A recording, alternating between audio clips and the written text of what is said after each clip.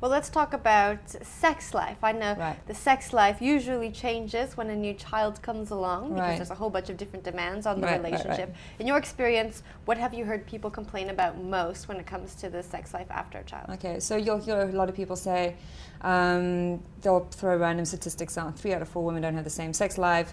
Sex goes downhill.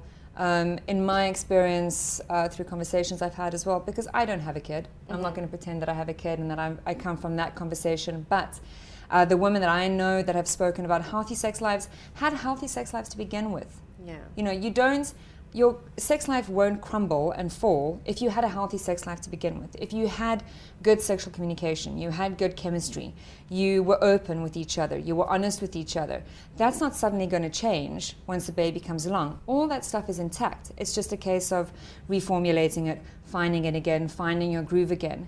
If your sex life comes to a grinding halt, it's probably because your communication around sex, your sexual interaction, your chemistry, everything before the baby came along wasn't so great either. And so I would encourage people to really be honest about what their sex lives were before the baby came along, before they start judging what their sex lives are after the baby came along. You know, it's a little bit like money. Money doesn't change anything. Money is just going to amplify everything that's there already. And so the baby isn't going to change anything necessarily. All it's going to do is it's going to amplify issues that were already in the relationship. If you didn't have good communication, baby's not going to make it better. If you didn't have good intimacy, a baby's not going to make it better. What you might start doing then is you might start relating to each other as parents and then forget that you were lovers. You know, so you have to make like a really big effort to keep all of those lines in check.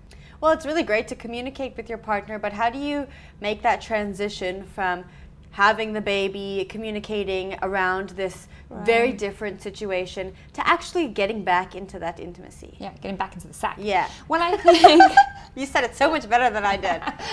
Well, I think, you know, to keep it kind of going, I think women have babies, they get very touched out. So they get a lot of their physical touch needs from the baby. They're always being touched, they're always being needed, while their partners kind of lack that a bit.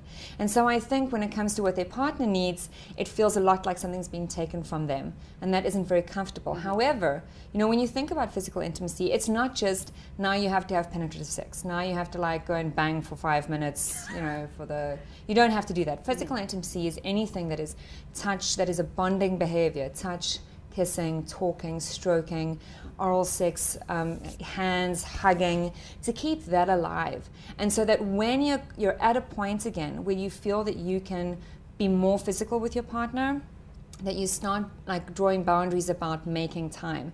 And understand that when you're making that time for your partner, when you're making that time for sex and sensuality, you're not just, you know, catering to your partner's needs. What you're also doing is that you're coming home to yourself.